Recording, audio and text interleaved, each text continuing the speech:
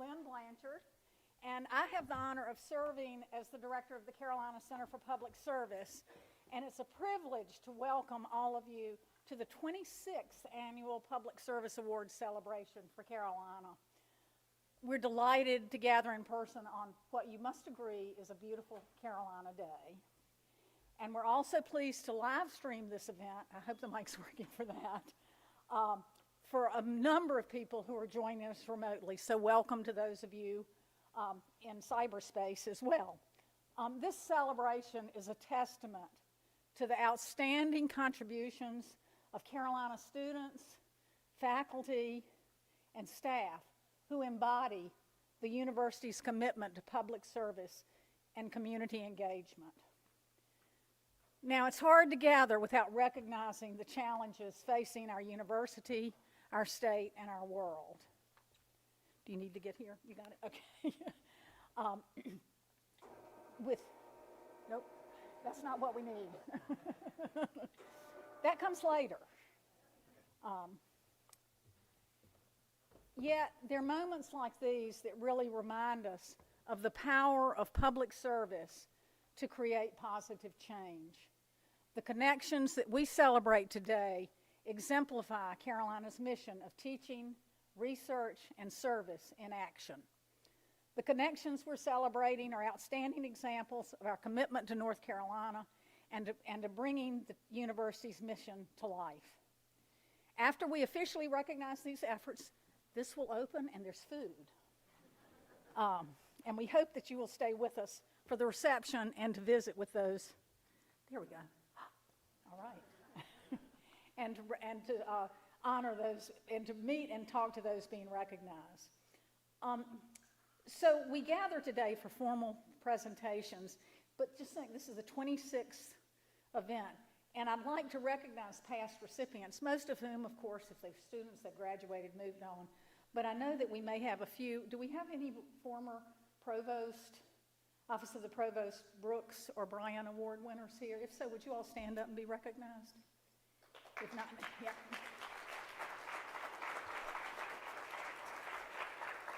I believe you were the first Brooks Award winner.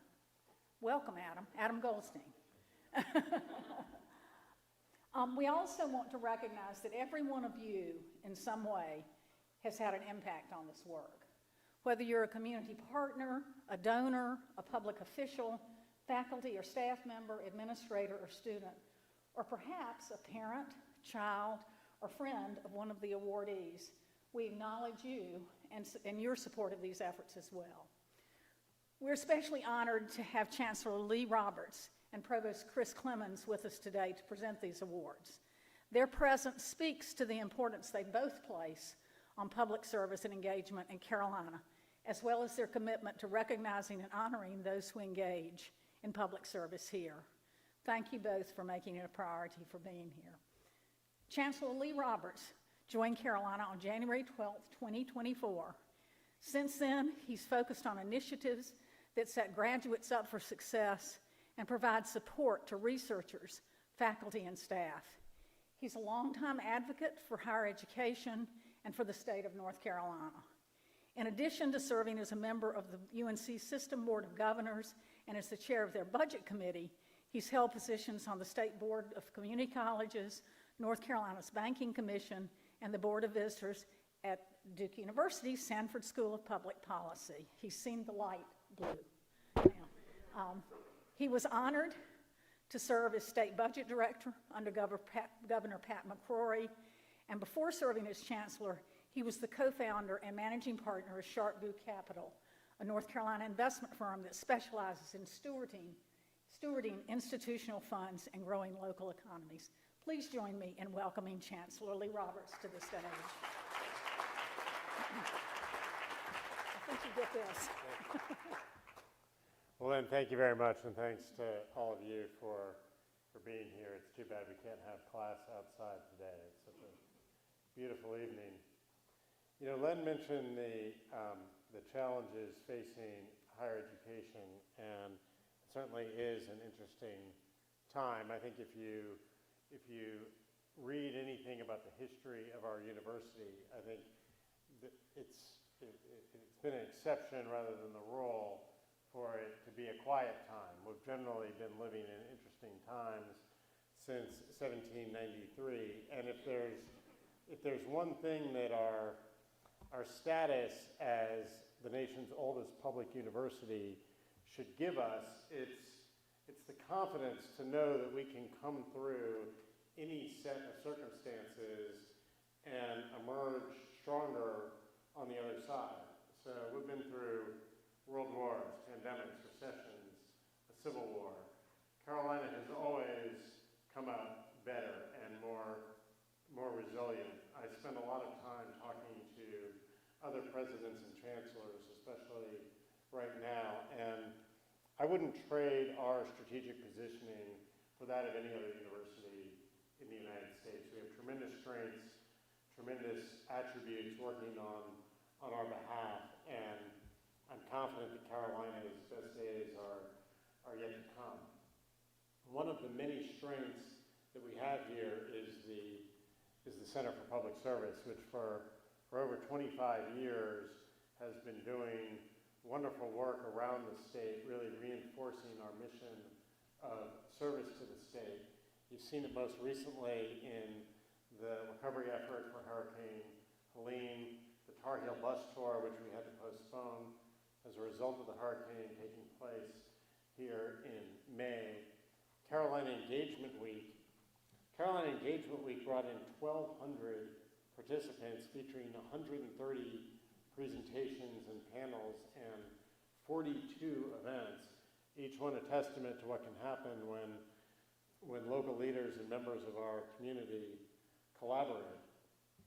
It's impressive to see how our partnerships across the state are making a real impact. Today we celebrate individuals in our community who have gone above and beyond in serving others and set an example for all of us. So thank you for your commitment, for listening to the needs of others and building relationships that lead to lasting change. You're excellent representatives of Carolina's mission of service to the people of North Carolina. I'm grateful to participate in recognizing you today, and thank you to the Center for Public Service for organizing today's event and supporting this work year-round. I look forward to the award presentations. I'll turn it back over to Lynn. Thank you all very much.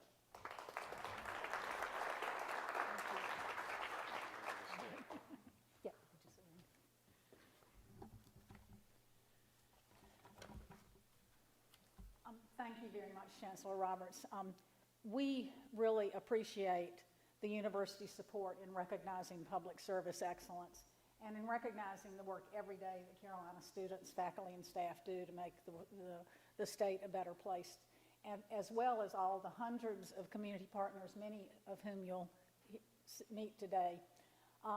Before we present the awards, I do want to extend some gratitude to the team that's organized this event and all of the other things you talked about, who put the same thought, effort, and energy all year long into connecting Carolina and communities. Would the Carolina Center for Public Service professional and student staff, as well as Chancellor's Fellow Cam Dixon, stand up so we can acknowledge your efforts and thank you for your work?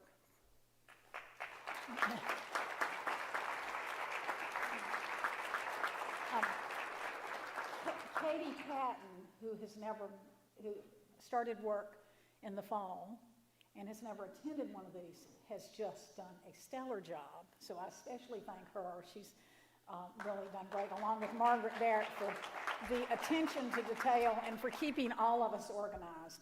We also want to thank the Public Service Awards Review Committee, and I would ask them to stand if they are in attendance as well. So there's Ryan and any others. Great, thank you. Or if you're online, thank you. The first awards to be presented today are the Robert E. Bryan Public Service Awards. These awards were established at the same time as the Center to recognize individual students, faculty, and staff for exemplary public service to North Carolina. The award honors alumnus Robert E. Bryan, who was a native of Newton Grove, North Carolina, and he worked his way through Carolina by selling newspapers and oranges. although someone told me it might have been apples, but anyway. After his 1926 graduation, he went on to live in Goldsboro, where he continued to exemplify public service throughout his life, serving in elected, appointed, and voluntary positions. This year's honorees carry on this proud tradition of the nation's first public university. Okay, we're going to start, and our first award winner is Rotimi Kukoyi, and if you could come up, and if you would.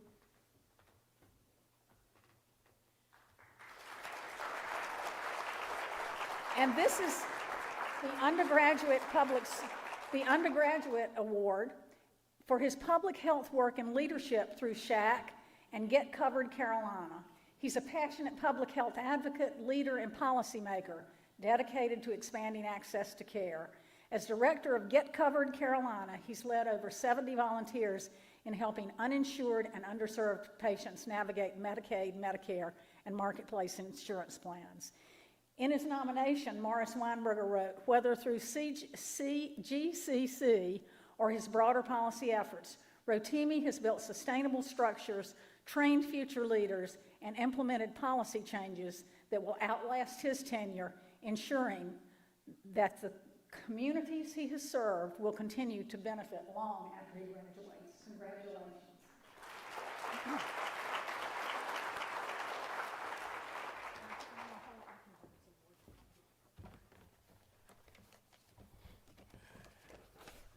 Good evening, friends. Oh, thank you. Good evening, friends, faculty, and family of the university. My name is Rotimi Kukoyi, and I stand before you today, not alone, but carried by the generosity of my parents, of my mentors, some of who are in the crowd right now, and the grace of the communities that taught me that service is not an act, it's a posture. For the past 3 years, I've worked with Get Covered Carolina not to give care, but to return it, and to finally understand what a deductible is.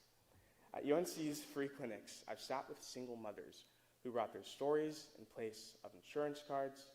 I've witnessed the quiet relief on a disabled young man's face when he realizes he can finally get care without the weight of medical debt hanging over him. We serve people who have been told that they do not matter, and every week we remind them they do. Because to me, service is not about saving, it is about standing beside. Not in the volume of our voice, but in the length of our listening. It is saying with our presence, you deserve care, you deserve dignity, you deserve time. In the 16 months since North Carolina has expanded Medicaid, the headlines now read 650,000 people covered. But the real stories are quieter. They happen in rooms like the ones I sit in every month. A signature on a bill is not the same as a hand held in a waiting room. The irony of this recognition is not lost on me right now. There are powerful people working to sacrifice our nation's most vulnerable just to, frankly, lower rich people's taxes. And I can't lie, filing mine yesterday humbled me a bit too. But they are threatening to cut access to healthcare, not for the powerful, but for our pregnant mothers, for our disabled friends, our elderly neighbors, and our children. We live in an hour when public service is scorned, when empathy is dressed up as weakness, as if the heart were not the hardest working muscle. So to echo the call of Dr. Martin Luther King Jr., the ultimate measure of a man is not where he stands in moments of comfort and convenience, but where he stands at times of challenge and controversy. So I ask you not to choose left or right, for this is not a partisan issue, but to choose right over wrong, to engage in the revolutionary act of giving a damn, but it is possible. And that possibility, it is possible. And that possibility is worth fighting for.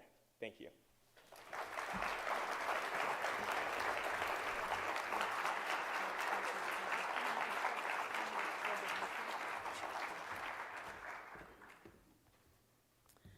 The 2025 Robert E. Bryan Public Service Award for a graduate student goes to Lily Chen for her leadership of UNC Waves and her dedication to mental health advocacy and support. Will Lily come up?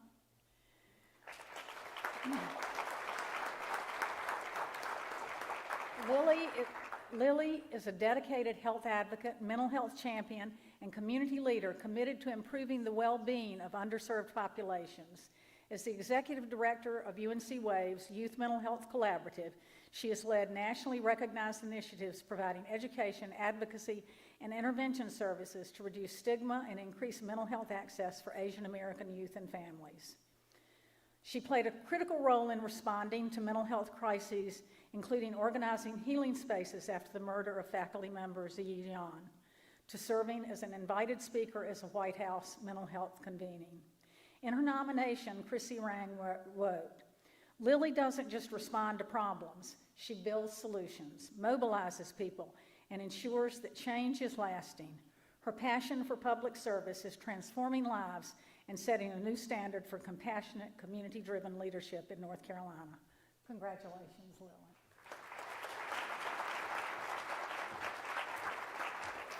Thank you so much for the Center for Carolina Public Service for this incredible award. Thank you, Chancellor Roberts.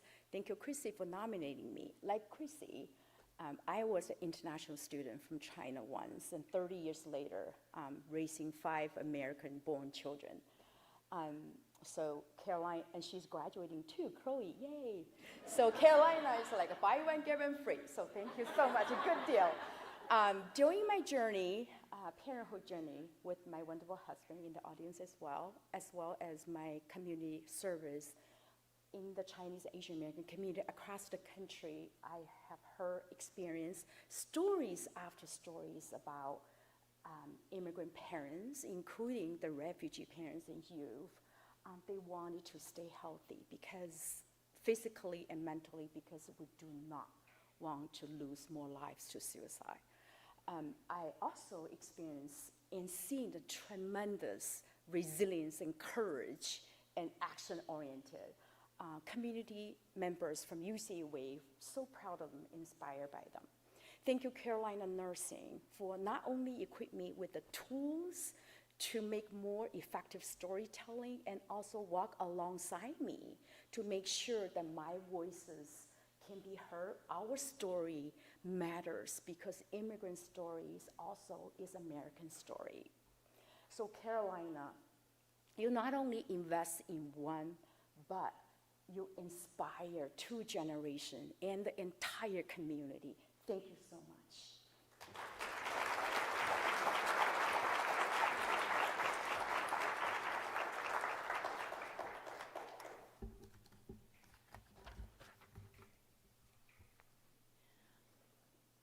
This year, the Robert E. Bryan Public Service Award for staff members goes to Addie Emsize, for her work as project director for the Building Veteran Healthy Communities project. Her leadership has strengthened healthcare access and support for veterans across North Carolina. Addie is dedicated to improving the well-being of veterans as project director of Building Veteran Communities project.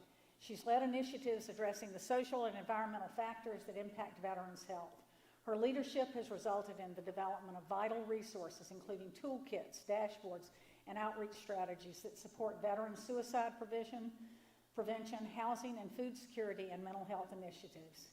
She's invested in mentoring the next generation of public health professionals focused on building sustainable partnerships and innovative community engagement that translate research into real-world impact. In her nomination, Megan Mascheroni wrote, "By nurturing the next generation of public health professionals and directly responding to pressing community health concerns, Addie exemplifies the spirit of the Robert E. Bryan Award. Her work has left a profound and lasting impact on the veteran community and public health field." Please join me in congratulating Addie.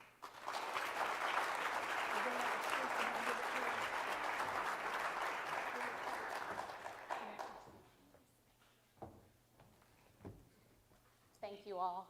I was floored when Meg nominated me for this award because we within PHLP know the work that we're doing with communities. And it was really humbling to see an outside organization or an outside entity recognize our work.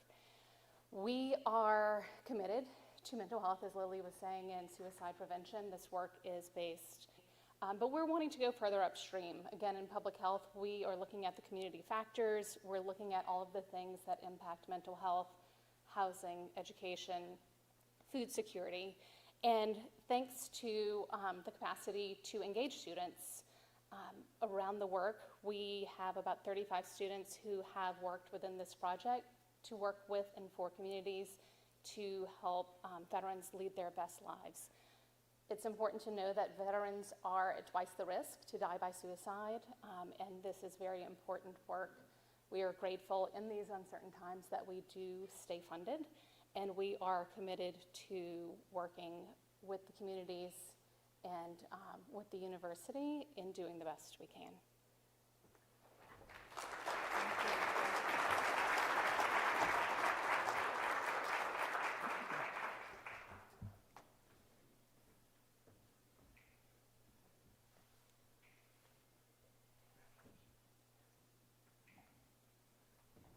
The 2025 Robert E. Bryan Public Service Awards for faculty goes to Hillary Lithgow for her leadership of the book club for military veterans. You all seen a theme here?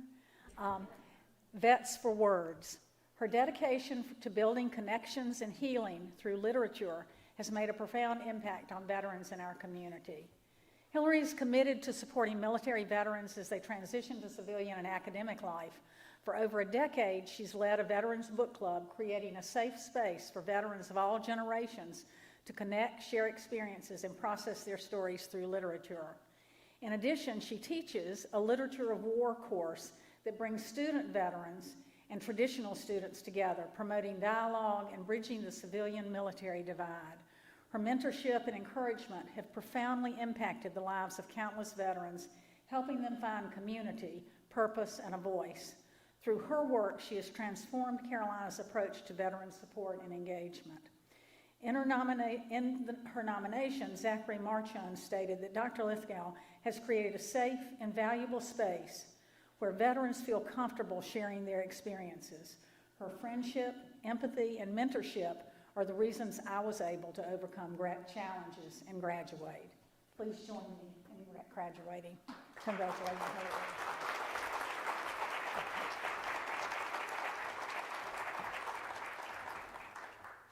Well, I have to say, I feel like the secret I've learned about public service is that I get a lot more than I give from everybody that I have worked with. I've gotten 10 years of friendship, 10 years of community from this book group that Zach is in.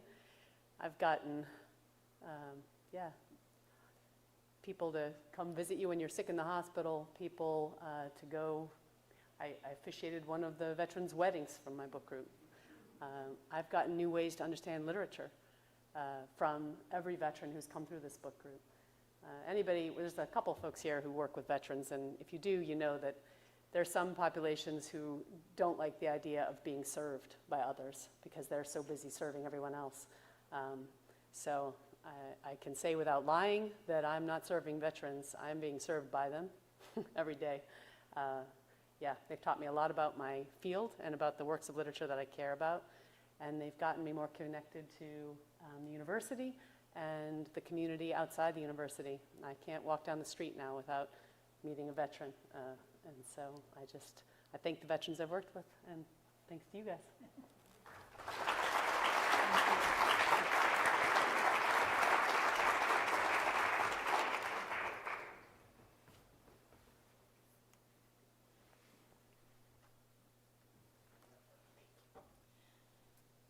This year, the Robert E. Bryan Public Service Award for a student organization goes to the Magic of Science. This student-led organization is recognized for making science accessible and interesting to children in challenging circumstances through fun and educational experiences. Their commitment to hands-on learning and STEM education has inspired countless young minds, including children experiencing homelessness, illness, abuse, and poverty. The organization has formed partnerships with 13 hospitals and nonprofits and created chapters at over 15 high schools and colleges. Magic of Science has organized numerous events in collaboration with these hospitals and nonprofits, reaching even beyond North Carolina with science toys and school supplies around the globe. Please join me in congratulating Magic of Science.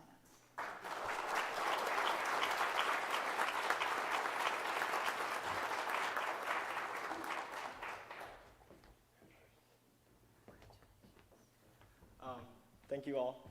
So first and foremost, I just want to say that this nonprofit was founded in honor of my late cousin, Phương, who passed away from cancer 10 years ago. She had a genuine love for science and she's my inspiration behind everything that I do, including this nonprofit. I remember laying on a hammock outside of Hojo 3 years ago when I first had the courage to start this nonprofit. And it wasn't a very smooth ride at first. In our first semester, we had about 7 members, and by the end of that semester, we had about 2 or 3 members left. But I was lucky enough to meet my amazing executive team who are sitting here today. Marina Stiles, Allison Smith, Xiao Sung Leong, Rowan Briggs, Christian Chada, Liana Matara, and our advisor, Dr. Brian Hogan. You guys are the reason why this nonprofit has achieved things that I have never imagined would be possible. We work with kids around the globe. We have chapters across the state, and we have hundreds of volunteers here. So thank you all for all of your hard work. And now more than ever, I think it's so important that we stand up for science when it's under attack. So this is just the beginning, and I'm very excited to see what the future holds for us in the future. And yeah, thank you guys, and thank you everybody.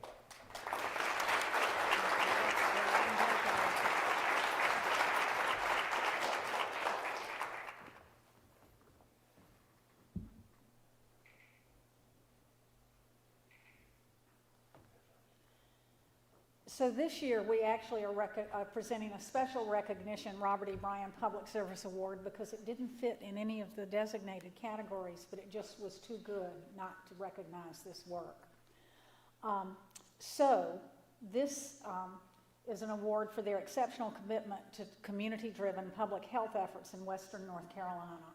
The Place-Based Health Concentration is a unique cohort-based Master of Public Health program offered jointly by UNC Gillings and UNC Asheville. Faculty and students in the concentration have built strong partnerships with regional organizations, enabling them to respond effectively in times of crisis. Over the past 7 years, students and faculty have worked alongside local organizations on public health research, policy, advocacy, and emergency response efforts. This past fall, the students and faculty played a critical role in disaster recovery, assisting with medical services, environmental health efforts, emergency shelters, and food distribution, despite facing personal hardships themselves from the storm. In her nomination, Amina Batata wrote, "In one of the worst natural disasters to affect this part of the state in a century, the PBH concentration exemplified what it means to be a community. Students and faculty quickly mobilized to provide relief, using their public health expertise to support Western North Carolina's recovery efforts. Their ability to combine education with hands-on service makes this program truly exceptional." Now, they're so busy working at all this in the western part of the state that they couldn't be here. So they've sent us a message, which we'll enjoy now. Maybe we can stand over here so we can see it.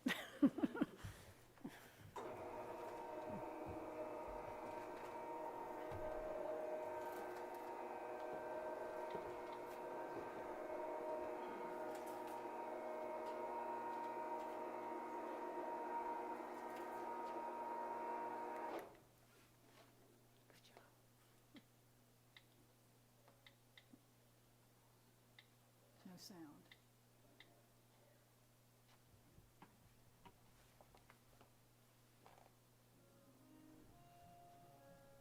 Thank you so much for the support. For me, it was a moment where the entire community, local and beyond, came together to make an impact. This recognition isn't just about the effort of a few students and faculty. It's about the collective effort of everyone. My name is Elliot. I helped start the Mutual Aid Project after Hurricane Helene. And I think that mutual aid is a really important component to place-based disaster response because we are working with the people who are in the place experiencing the disaster and also leveraging their existing knowledge and connections and ideas about solutions to help communities thrive. Hi there, my name is Marino, and in honoring our collective strength and resilience through place-informed, trauma-responsive care, we transform crisis into community connection. Being in this program for just 6 weeks and really understanding how we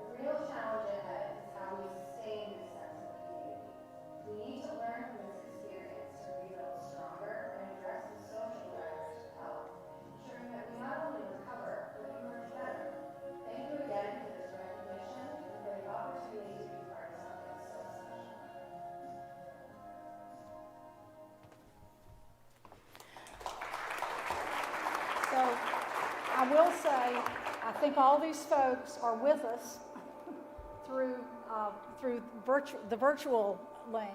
And so we here in Chapel Hill are sending our thanks to you for the great work you're doing. We'll save your certificate and get it to you. Maybe we'll have the bus tour take it to them. Okay. We will get that to you, but congratulations. So next we are going to move on to the Provost Engaged Scholarship Award. So these Office of the Provost Engaged Scholarship Awards, I want to introduce Provost Chris Clemens to make a few remarks and also present the awards along with the Chancellor. Chris Clemens has served as Chancellor's Provost and Chief Academic Officer since 2022, an accomplished astrophysicist. He has served as Chair of Physics and Astronomy, former Associate Dean for Natural Sciences, and Senior Associate Dean for Research and Innovation in the College of Arts and Sciences, as well as Director of Carolina's Institute for Convergent Science. He was instrumental in launching the college's Program for Public Discourse in 2019, serving as its inaugural director. He's a dedicated mentor of graduate students and leads an active research program. So I'm going to add a note here. Provost Clemens is stepping down in mid-May to go back to that lab that he loves so much and to do that work. And he just shared that a former graduate student has just been brought on to faculty and they'll be able to work as colleagues. And I'll share that my first meeting with Provost Clemens was when he was on faculty, and it had to do with disaster and Katrina relief. His brother was in Pass Christian, Mississippi, I believe, doing relief work, and Chris called and said, "Can we send some stuff down? I'm going." And he took several loads down, and a banner. I remember he took a banner from Chapel Hill to Mississippi to help in those reliefs with Katrina. So he is a public servant as well as being a provost and astrophysicist. Chris Clemens.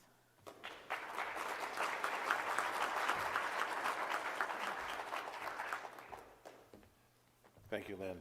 That 2005 hurricane seems decades ago, as does everything after being provost. The Office of the Provost Engaged Scholarship Award was established in 2000 by Provost Dick Richardson to recognize extraordinary public service and engaged scholarship at Carolina. This award recognizes faculty members of university units for exemplary engaged scholarship and service to the state of North Carolina. The service should serve as an example of excellence, including responsiveness to community concerns and strong community partnerships. There are now 3 Office of the Provost Awards: engaged teaching, engaged research, and partnership. The other guests here have alluded to the times in which we live, and I will just add, the university is not without its strident critics. And I have always welcomed, and we should welcome, criticism that makes us better. But the answer to many of the criticisms we hear is to remind people of what we do. And I've never lived in a place where people were more dedicated to public service than Carolina. And I want to acknowledge that, acknowledge the faculty, staff, and students who give their lives over to public service as public servants. And so let's get on with the awards. I'll come back up, and thank you all for everything you do.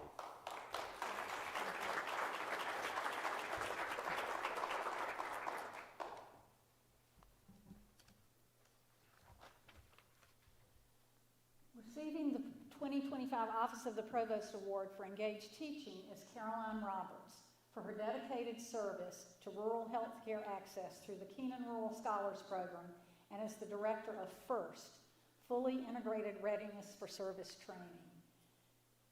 Caroline Roberts is a dedicated physician, educator, and leader committed to expanding healthcare access in rural and underserved communities across North Carolina. Through this program, she has created pathways for medical students to complete their degrees in 3 years and transition directly into primary care residencies, followed by service in rural areas. Her work as a practicing physician at Prospect Hill Community Health Center exemplifies her deep-rooted commitment to addressing the shortage of primary care physicians in underserved regions. Through her mentorship, she has inspired future physicians to dedicate their careers to service. In her nomination, Kurt Gilliland wrote that Caroline's passion for rural and underserved care and leadership ensure that the impact of these programs is lasting, fostering community partnerships, strengthening medical training, and mentoring future healthcare providers who will serve the people of North Carolina for years to come. Please join me in congratulating Carolina.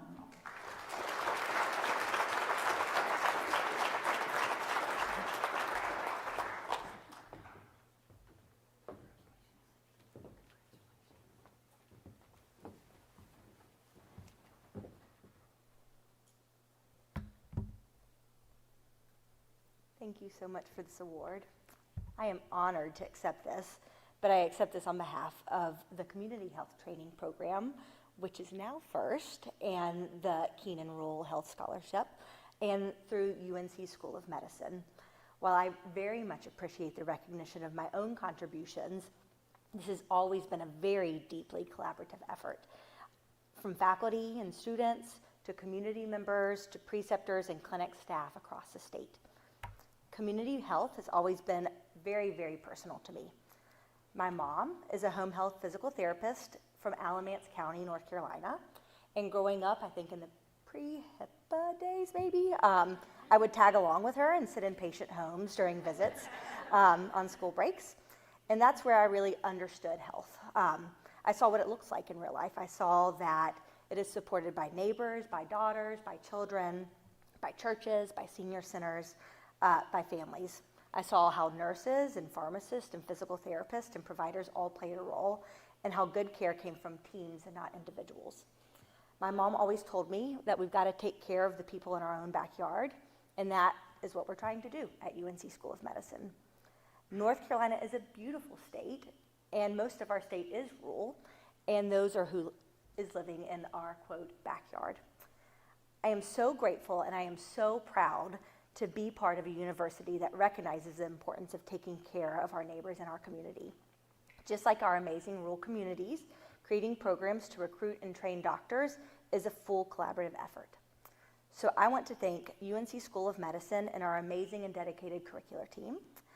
I want to thank the Department of Family Medicine for their support and letting me use some of my clinical time to work with UNC School of Medicine. I especially want to thank Meredith Bazemore, who has been a partner with me through this, through the Office of Rural Initiatives, and now the Ingram Institute, a former co-lead in this work, and to leaders who actually created this program and laid the way for this foundational work, Christy Page and Catherine Coe. I ultimately really want to thank those who have been working with boots on the ground, our community providers and their support staff, their administrative office, the medical assistants, the nurses, the practice managers who are actually doing this work daily and are so passionate about their communities that they spend their extra time, extra hours, and extra effort supporting and teaching our students. Our students also I want to thank for taking a leap and stepping out of the comfort of Chapel Hill to work in rural communities to support the mission that they come to medical school with, to learn and train and become these doctors in the future.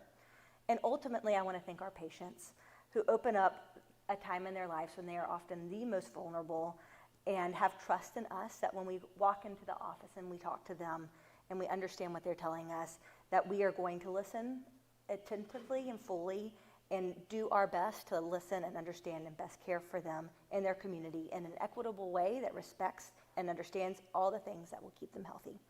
So this award means a great deal to me, and I'm so proud to share it with everybody that got it. Thank you.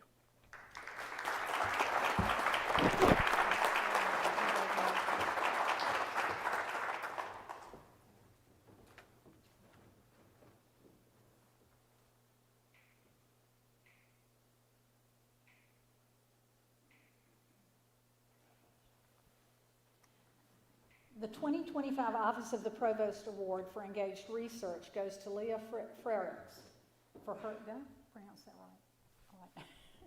For her outstanding research in partnership with communities in Eastern North Carolina to develop sustainable programming for adolescent youth engagement in local health improvement initiatives.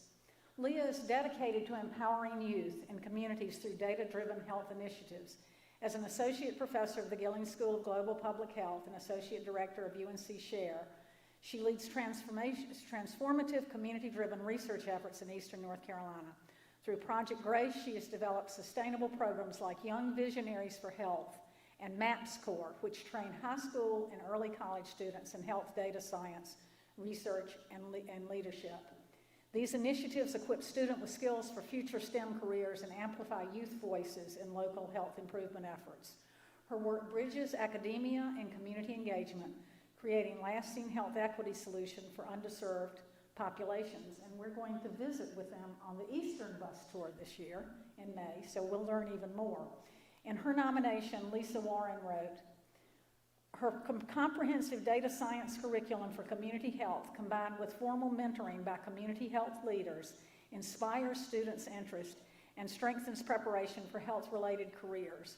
Her pioneering work is shaping the next generation of public health leaders and creating lasting impact in North Carolina communities. Please join me in congratulating Leah Frericks.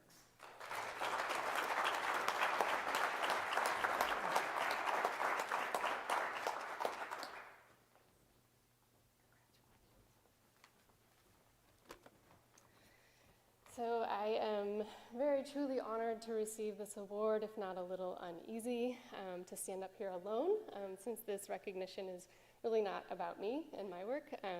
Really more importantly, it's about the incredible collaboration and dedication of all those I have had the honor to work with. So I will accept this as a representative of the many collective efforts I have had the fortune to be a part of. And most importantly, for my many community partners, those from Project Grace, who tirelessly work on the ground, driving change and making the true impact, especially on the lives of young people here in North Carolina. As many have mentioned, I also truly value this award in such challenging times for science and research. It reminds me of the importance of standing together, advocating for truth, and just striving for a more just world. I take it, and I hope it all inspires us all to be persistent and stay focused, which can be a powerful act of resistance in itself. So thank you to the Office of the Provost for this honor, to my community partners, my colleagues, my mentors, my students, as well as my 3 cats. Ollie, Nugget, and Geo, they're amazing. But last but not least, my wife, for all the unwavering support and hard work. This belongs to us all.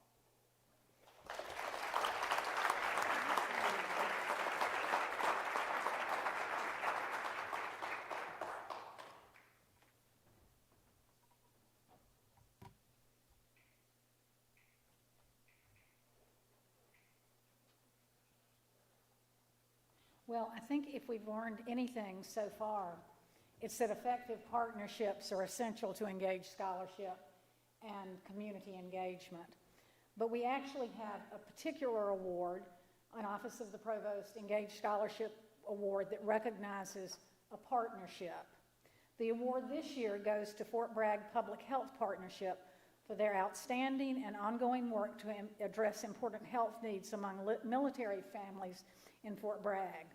The Fort Bragg Public Health Partnership, formed 6 years ago, addresses critical health needs for military families with a focus on cancer prevention, tobacco cessation, and food insecurity.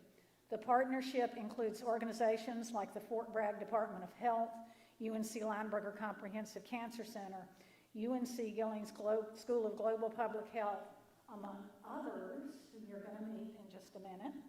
Through evidence-based programs, they have successfully increased HPV vaccination and cancer screening rates while reducing tobacco use on base.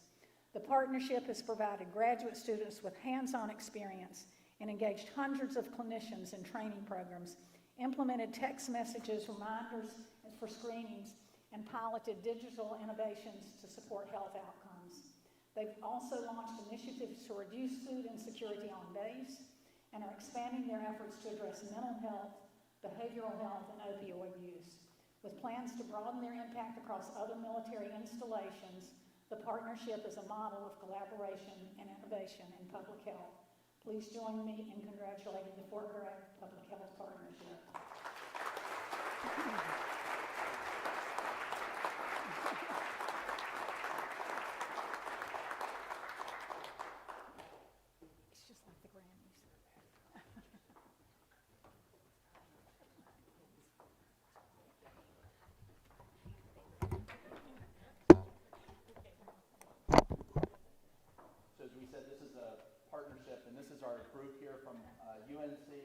the bulk of the folks here came here from Cumberland County with our Fort Bragg partnership.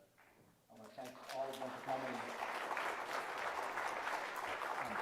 I also want to extend our heartfelt gratitude for the brave men and women of the United States military for everything they do to keep our nation safe and the needless sacrifices that they make every day. I say that when the world calls 911, it rings Fort Bragg. The partnership is really something amazing that we started in 2019, and I want to recognize especially Hannah Prentice-Dunn here, who is from our School of Public Health and has been working at our Cancer Center for nearly a decade, and has really helped us build this from the ground up. And it's taken a lot of work, and there's been a whole series of public health initiatives that we've really done all kinds of surveys about what are the greatest needs, and we're pivoting quickly as we identify new needs. And the food insecurity is a more recent thing, that a recent survey that we did that identified needs, and we've pulled together some amazing partnerships in this space. And I want to thank everyone for doing this. And I want to also share my time with Dr. Colonel Pierce. Many titles. And I also have notes because everyone in the group knows that I can definitely take longer than 1 minute. So I'm going to have my little notes to make sure I keep it together. So first of all, I want to thank the Fort Bragg Department of Public Health for honoring me to allow me to speak for them today, or as their representative. I've been retired since November, but I'm still with you in my heart every day. I want to say thank you to all of our partners. Many of them are here, but not everybody. You'd be amazed when we have an in-person meeting exactly how many people are there. And we have academic, state, county, and Department of Defense partners, and I still say I think that this is the only partnership out there with this robust of a membership and enduring membership across all of these different lines. So community, state, county, and of course in all over the Department of Defense. I also really want to give a couple of thank yous to the entire group, but especially UNC as our major academic partner supporting us in this. I want to say thank you for recognizing that service members and their families are not just a valued partner, as part of a partnership, going after, doing projects and things like that, but really recognizing that service members are a population who come from all kinds of backgrounds, all walks of life, and that have challenges and struggles that are things that everybody experiences, but they also have sets of unique challenges which are sometimes opaque to those who are not familiar with military service. And so I say thank you to all of you for seeing military people and the communities associated with them and recognizing, that they're important.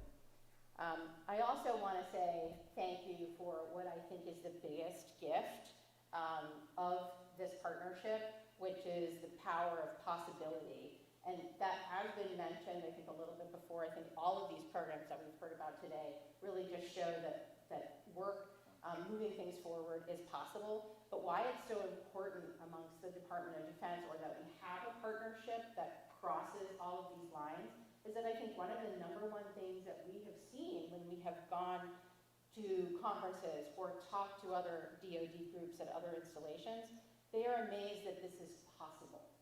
They didn't know that we were allowed to work with these groups, or that academic groups would even be interested in working and seeing military communities.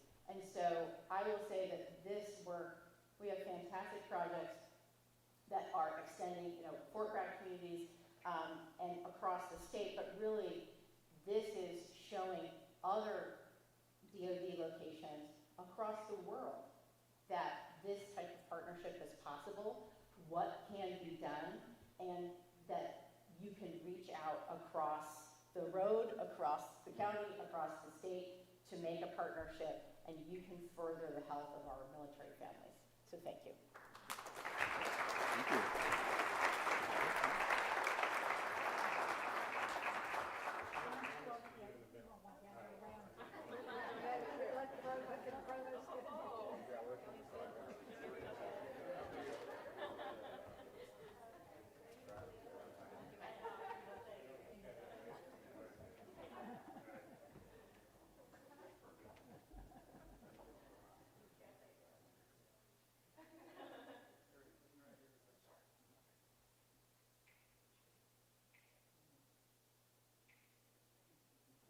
Congratulations, and thank you all for coming to be here.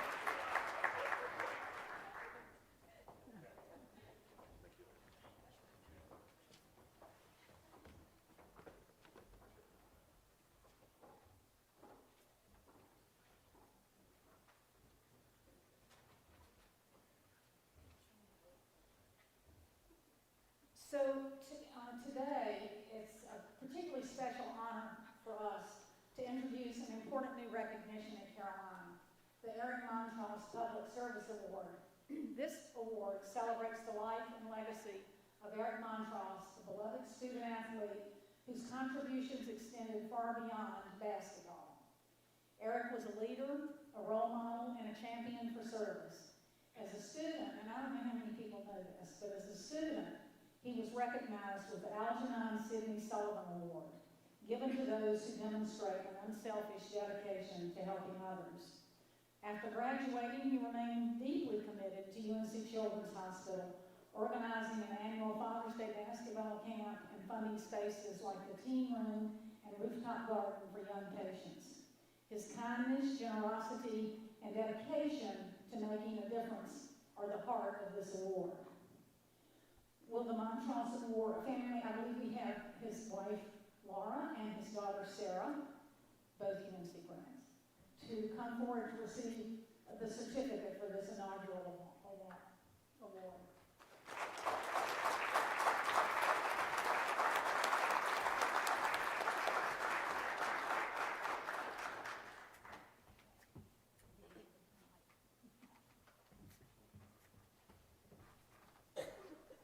Thank you for honoring Eric by naming this award for him.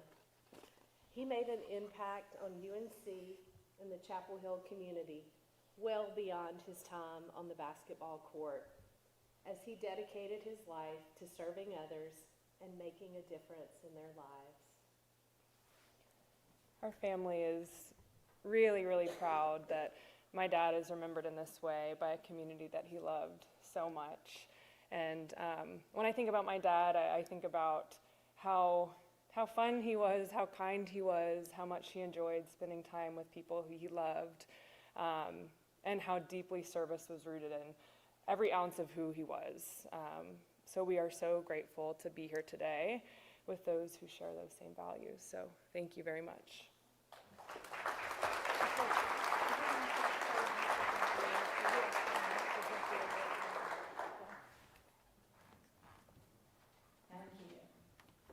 So we are proudly presenting first Eric Montross Public Service Award to a student athlete who embodies these same values as Eric, Tylee Craft. Tylee's story is one of strength, selflessness, and unwavering commitment to others. After completing his second season as a Carolina football player, he was diagnosed with stage 4 lung cancer. Yet, rather than retreating, Tylee fought, not just for himself, but for others. He worked alongside national and local organizations, the White Ribbon Project, Team Draft, Live Lung, and the American Lung Cancer Screening Initiative to bring awareness to lung cancer's impact and advocate for early detection. Even as he faced treatments, he continued his outreach, partnering with lung cancer survivors, UNC students, and medical professionals to push for change. Tylee personally crafted, sanded, painted, and signed white ribbons for other survivors, ensuring they felt seen and supported. He also played a key role in bringing the National White Ribbon Relay to UNC, braving extreme cold to deliver a ribbon to survivors in Raleigh, demonstrating his dedication and resilience. His impact extended beyond advocacy. He also volunteered with children at UNC Children's Hospital, supported his teammates, attended every game he could, graduated in 4 years, and enrolled in graduate school. Tylee was more than an athlete. He was a leader, a fighter, an inspiration. Tylee's accomplishments speak for themselves, and like Eric Montross, he leaves a lasting legacy of service to others. Though Tylee is no longer with us, his impact lives on, and we are honored to recognize him as the first ever recipient of the Eric Montross Public Service Award. His mother, September Craft, is here to accept the award.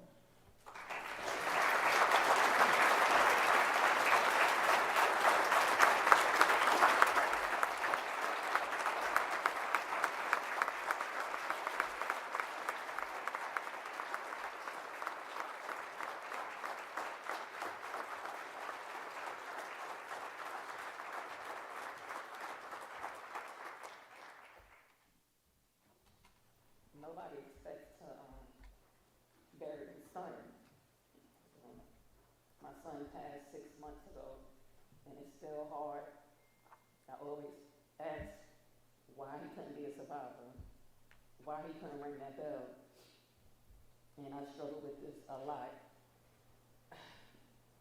Those that know me, I'm a deputy sheriff in Sumter County, and I've been with my agency for almost 18 years.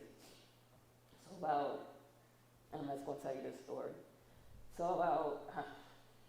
about a month ago, I came out on shift, and I'm driving to go do something, and I pulled up on an accident, and it was a 2-car accident, and it was a guy holding his 2-year-old son, and he's standing at the driver's side of the other vehicle.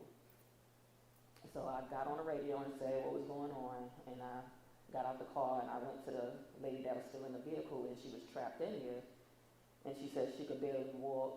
She has a cane, and I saw the cane on the passenger side, so I called for a fire department, so they could, what they call is the jaws of life, which they use the stuff to rip open the door. So I went across the street, and so I could get the guy and his 2-year-old son out of the roadway and tell him to go back to his car. So while I was walking him back across the street, the fire truck was coming down, and then when me and the guy turned around and looked, the lady was out the car. So I didn't need the fire department. So when the fire department actually pulled up, it was like 3 firefighters got out the truck. One of them was a female. So as they was dealing with the scene, the female firefighter came over to me, and she said, "Are you Tally Craft, Mom?" And I said, "Yes." And then she said, "You don't know me," but she said she went to high school with Tally. So I'm like, okay. And she said that she tried to commit suicide, and Tally was in her class, and Tally talked her out of it. And so she said she changed her life around, went through counseling, and she became a firefighter, something that she will always do. So Tally passed away on October the 12th. And on that day, and that was a Saturday, which last Saturday was the 12th, and he passed on a Saturday, so it was 6 months last Saturday. So she said that morning she didn't feel right, and she's supposed to be going to a wedding, and she was just cleaning out the truck of her car, and she was just thinking about Tally, and she sent a text to Tally's cell phone.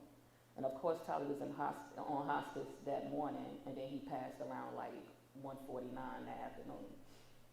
So once it made the news, her mom called her and said Tally just passed.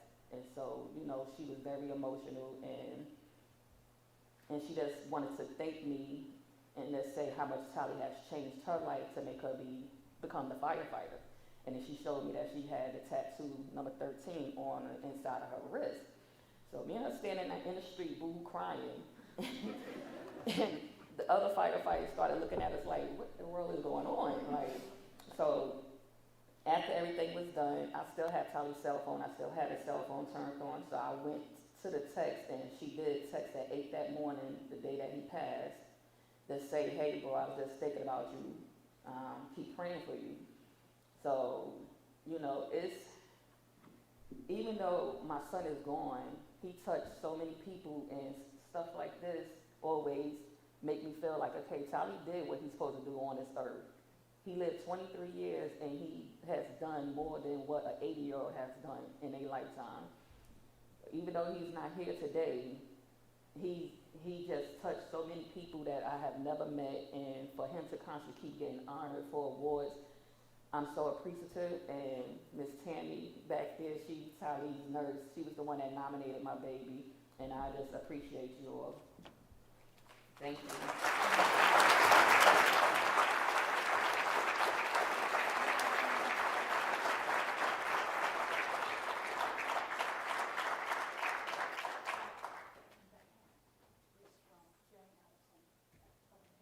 The hat is from a Board of Visitors. I spoke to the Board of Visitors about these awards last week, and they had this hat that was done in honor of Eric as he was just before he died, and so they sent a hat for you to have for Tylee's award as well. But thank you all. We are all inspired, and it is true that they will live on through many acts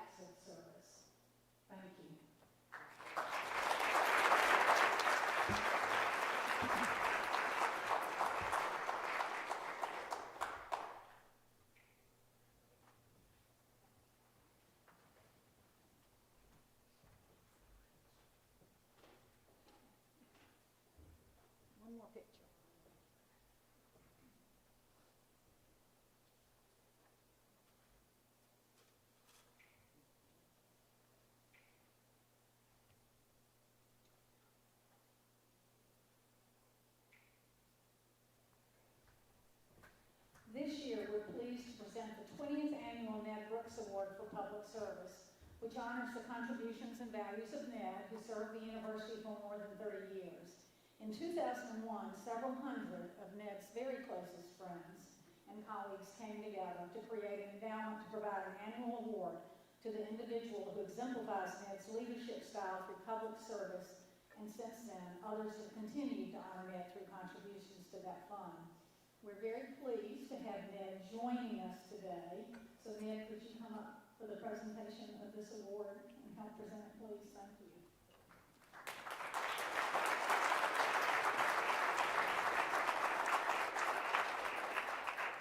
The 2025 Ned Brooks Award for Public Service goes to Molly Scott for her distinguished and sustained record of service, including her leadership in establishing the community-centered, nationally recognized residency programs, improving healthcare access in rural North Carolina, and her extensive volunteer work.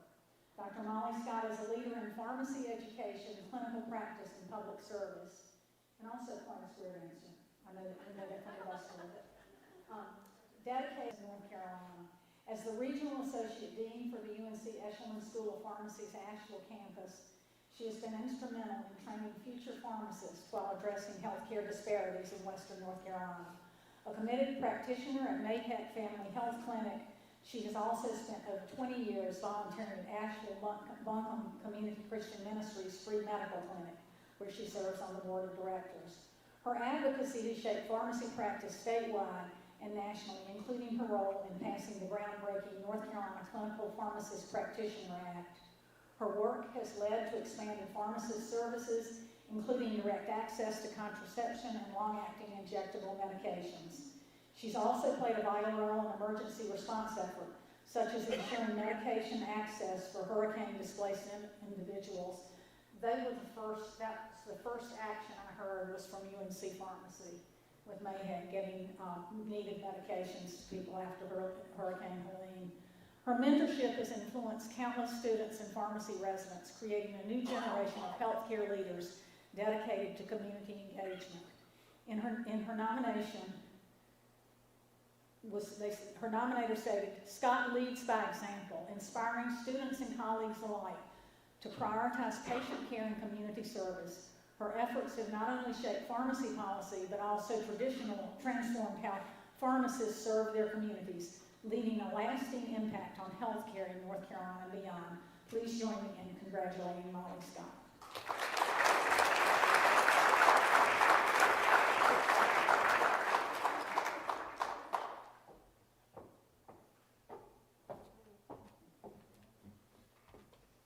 Good afternoon. Thank you so much to my colleagues who nominated me for this award. When Lynn called me to let me know that I was going to be a recipient of the Ned Brooks Award for Public Service, I was floored, tickled, humbled, and honored. And so thank you to the Carolina Center for Public Service for this award, and to Ned for your commitment to our state and for demonstrating to us what leadership really looks like and how we can serve North Carolina. I'm a native North Carolinian. I grew up outside of Asheville in a very small community called Candler. We were devastated by the hurricane back in September, and even last week, driving a familiar route that I drive to get to Target on my weekend Target run, seeing the devastation of the river and cars and businesses is overwhelming. And yet the resilient spirit of the folks who live in Western North Carolina lives on, and we see that every single day. One of the greatest honors of my career has been serving on the board of Asheville Buncombe Community Christian Ministry, which focuses on a lot of the things that you've heard other servant leaders talk about here today: food insecurity, ensuring access to health care, caring for veterans, caring for folks who are unhoused. And the day after the hurricane, after we realized our house was standing and our family was okay, the first thing that I did was to contact the physician that I work with at ABCCM and say, "What do you need?" And we could only text because we didn't really have great communication right then, nor water, nor power. And he said, "Can you come now?" And I said, "If I can get there on the roads, I will come." And so I've always felt like that one of the most important things about service is asking, what do you need, rather than thinking about what I think someone needs. And also asking, do you need me now, and how can I be helpful? Those characteristics were passed on to me by my parents, Vance and Bobby Ash, who grew up in Western North Carolina as well. My father was an accountant at our family accounting firm, and my mom stayed home to raise me and my sisters, and they were always volunteering.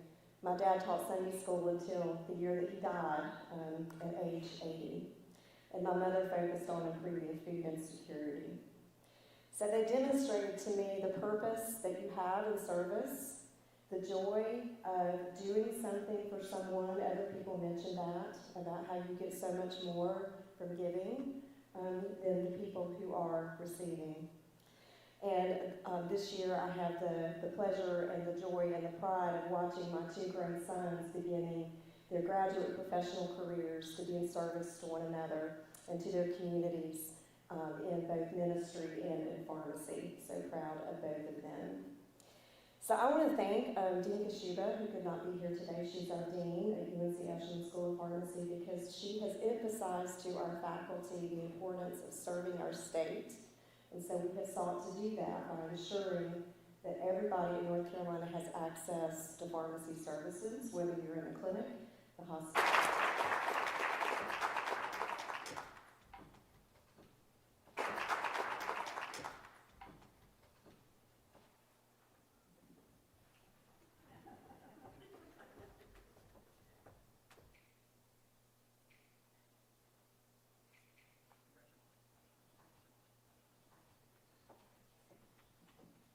Well, as we conclude today's celebration, how inspiring, how moving, and how much needed something like this is in today's world. We reflect on the remarkable individuals and organizations we've honored, their dedication and passion for service not only uphold Carolina's legacy of public engagement, but also inspire us all to contribute to a better world.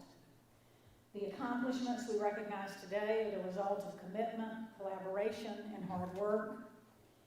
And these efforts extend far beyond the walls of our university, forming meaningful connections with communities near and far. Their impact is profound, and their influence will be felt for years to come. We encourage you to stay, enjoy some light refreshments, and take this opportunity to learn more about the work that these folks are doing. Just a couple of things. We would ask the award recipients to wait, because we need a few more pictures. But we want to make sure we get this. Excuse me, I'm going to get my note down here. And I also want to thank again everybody who's helped make this possible. I want a special thanks to one of our staff members, Tasia Muse, and the UNC Comms for helping all this technology. We could share this with the folks online and everybody else. So thank you all. We'd also like to once again thank Chancellor Roberts and Provost Clemens for joining us, and all of you. Thank you for joining us and for your commitment to service. How many people are inspired? We're going to go out. Congratulations again to all the individuals and organizations honored today. Thanks so much.